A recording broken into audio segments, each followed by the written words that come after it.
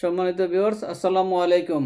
গত 16 বছরে ফ্যাসিস্ট সরকার শেখ হাসিনার আমলে যতগুলো জঙ্গি হামলা হয়েছে সবগুলা সাজানো গোছানো নাটক ছিল।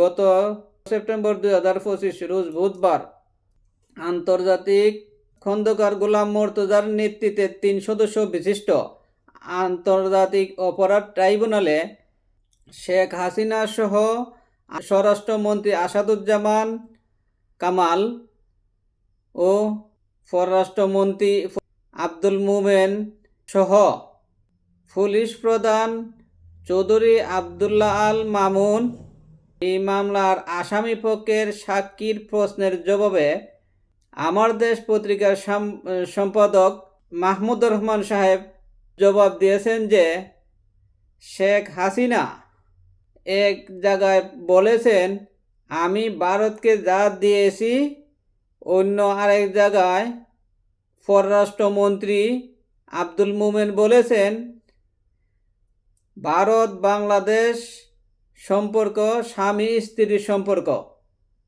শেখ হাসিনা এক জায়গায় বলেছেন এই জঙ্গি হামলাটি 32 নম্বর বাড়ির কাছে না করলেও তো পারত। রাজবাড়িতে যে জঙ্গি হামলাটি হয়েছে সেটা ছিল সাজানো নাটক। পুলিশ আইজিবি প্রধান শহীদুল হক ওনার বইতে এই কথা উল্লেখ করেছেন। মাহমুদুর রহমান সাহেব বলেছেন শেখ হাসিনা ভারতের ফিকশনে ফ্যাসিস্ট সরকার হয়ে ওঠেন আর বাংলাদেশের বিচার বিভাগকে কাজে লাগিয়ে উনি ক্ষমতাকে পাকাপোক্ত করেন।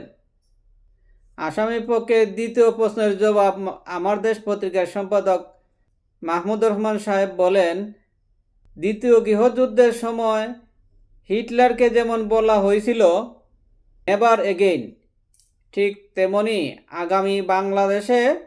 আগামী দিনের জন্য বাংলাদেশের